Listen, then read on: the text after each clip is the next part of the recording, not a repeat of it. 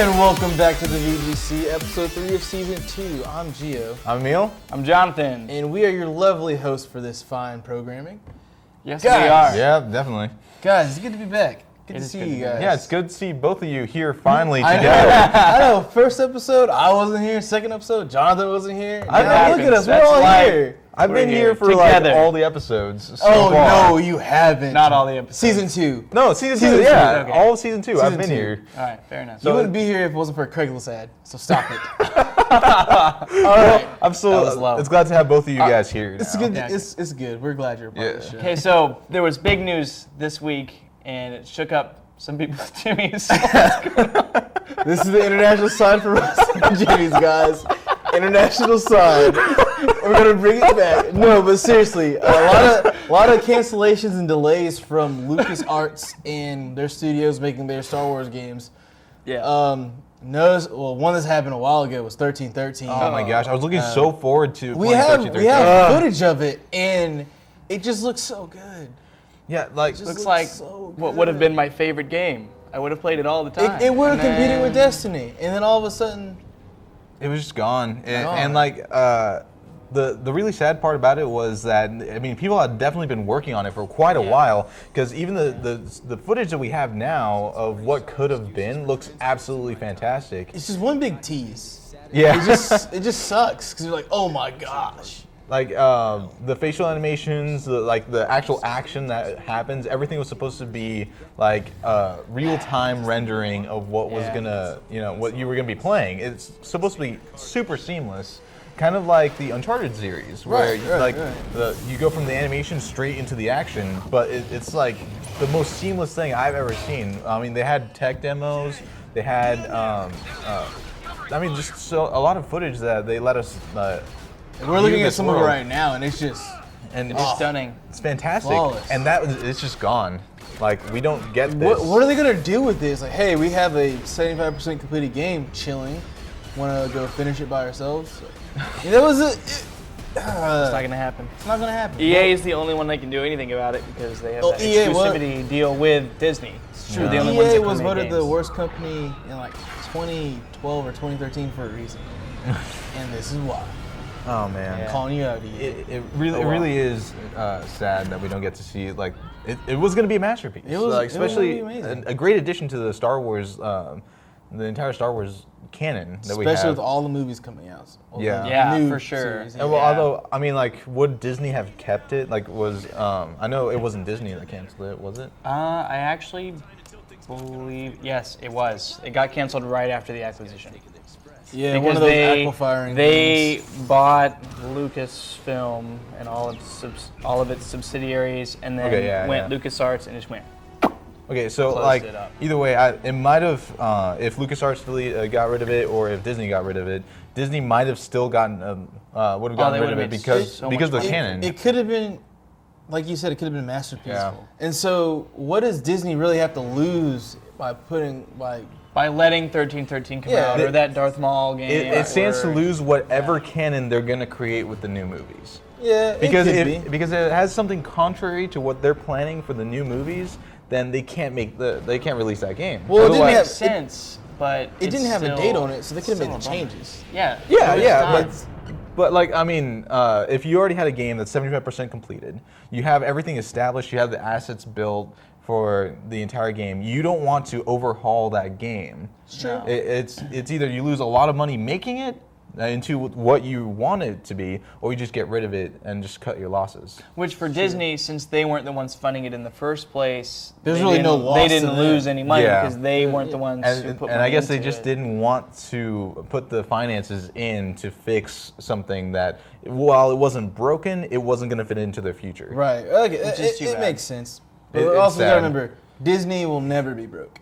No, that's true. It's That's true. true. Disney will never have to worry about, oh man, how are we gonna fund this game? Oh, wait a minute, we make money everywhere. Yeah. What other games got delayed or canceled?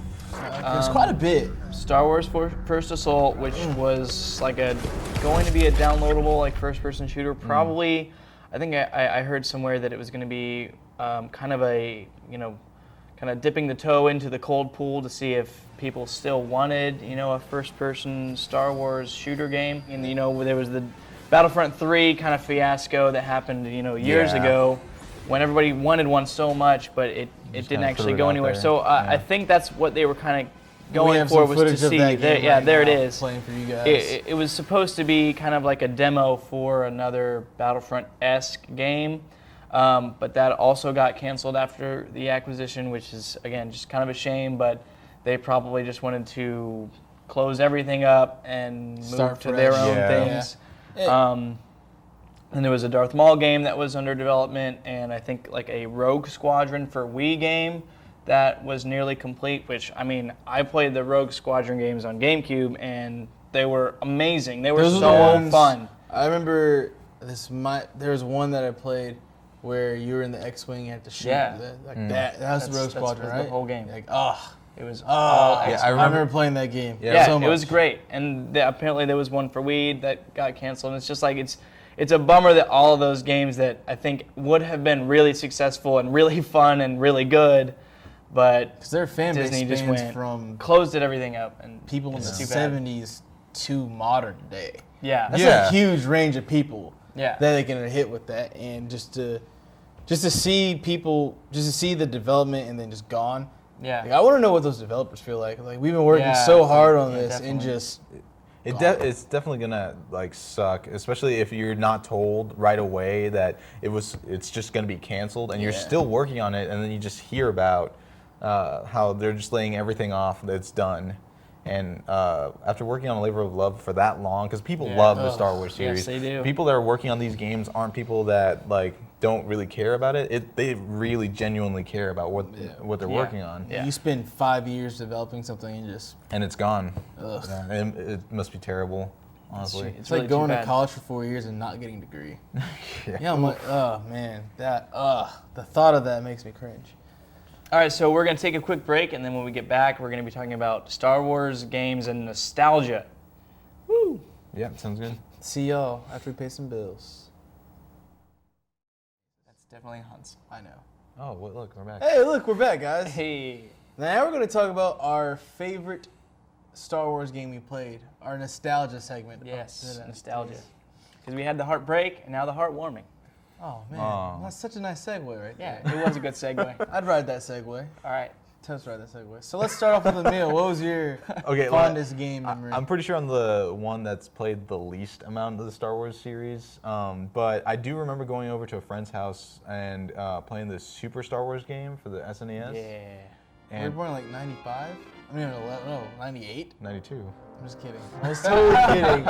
I was totally No, kidding. but like that game was really fun. I just remember trying to beat my friend at that game, and I mean I did because I'm awesome. But The Force was strong with you. oh you yeah, used to lean whenever you played as a little kid, you know? Everybody does that. I still do that. I still do it. I got out of that for after a while. It took me a little bit, but you went I pro. trained myself. Yeah. That's good. What about you, Gio? Mine is Lego Nostalgia. Star Wars. Ah, Just good. because I remember that was the first game I spent 8 hours straight playing Wow. without eating or going to the bathroom Whoa. or getting anything to drink. I realized when I put the game down, I was like, I haven't eaten all day. But This might who become a cares, habit. man? It's It was worth good. it. It was a good game. It was Worth worth it. it. That game It was was worth amazing. it. Like I bought all those separately, like an idiot. Oh, I did. I bought the first one, and then the second one, and then the complete saga came out, and it had extra levels. I was like, Gotta all in. play them all. But for me, I would have to say my nostalgic Star Wars game was Jedi Knight, Jedi Academy, because for me that was the game that like you could, upgrade your Force powers, and you could design your own lightsaber, and you could design your own character, because it was in the Jedi Knight series, but it was one of the games where you didn't actually play as Kyle Katarn. So you had full control over your character, and so for me, like, that was the game that like really showed me what it was like to like have a lightsaber that did an insta-hit, insta-kill. Or you could use, super powerful lightning or choke, and like it had this crazy physics engine. it had and it was like so fun. It had a bunch of customization, like. Pretty much, it had the Jedi Knight games all had some It wasn't an light MMO, RPG. was it? No, It was just like. it was just like a single player. You're the trainee Jedi who gets caught up in this whole adventure post Episode 6. Okay. So I think while we're here, we have to talk about probably the most nostalgic Star Wars game of all time, Knights of the Old Republic. Oh. I know mean, kids that were addicted to that game all the way up until their senior year of high school. I know I was a junior, they were freshmen. They were playing that game every night. I know Well, people I that mean, still play that. They probably do. It's so good. It's that good. It's in my opinion, it's better than the one they put out, the newer one. The Old Republic. The Old Republic. I played the Old Republic, Right. and I was not impressed at all. I played it. I was like, all right, this is cool. Kept playing, and it got to the point I was like, this is just not interesting at all. Yeah. Well, essentially what Knights of the Old Republic was not only was it an incredible Star Wars game with an incredible story about Darth Malak and Darth Revan, who we'd never heard of before, these Right. new Yeah. characters in this Right. new world, but it was one of the first games where BioWare really showed how skilled they were at creating good story with good characters, with good gameplay. And so everything that happened in the Knights of the Republic is the foundation for what we now have as the incredibly popular Dragon Age and the And Mass incredibly Effect series. popular Mass Effect. Yeah. They're both No, both like- inspired by what happened with the Knights Yeah, of the basically, Republic. BioWare, while they were working on Knights of the Old Republic, they were super interested in designing this, the whole paradigm thing, where it's like Yeah, Paragon yeah. and good or bad, but like they didn't really know how to implement that as well as they did in the Mass Effect series for Yeah, Knights of the Old well, Republic. of So course. they went straight into development for their own IP. And they give them a lot of room to make up their own lore, their own Yeah. their own ideas for their own like space opera type Yeah, game, yeah. and it was worked out fantastic. for 'em. It It was really did. great. So I think we should stop looking back and let's start looking forward to what's coming, what we know is coming, and what we don't know is coming, and what we hope and pray. It's is gonna coming. stay with us. through So development. we obviously have EA and DICE are working on a new Battlefront game, Mm-hmm. which Oh my gosh. I can't think of a better studio suited for creating yeah, Hopefully creating Battlefront. Yeah, DICE. Yeah. Okay. 'Cause EA's kind of. Yeah, No, but DICE, they know how to make a Battlefield feel real and feel important. yeah, and like giving them And the that's what Battlefront needs now. yeah, and giving Oh, them the yeah. license to work with the Star Wars yeah. series, something like that. We know that with the games that they've already made. We know that they can make it a very convincing Battlefield. I want to see Yeah. what they can Oh, do yeah. with the I Star Wars don't- series. I have 100% confidence and faith in that they'll make a really good game. I just don't want them to mess up the launch.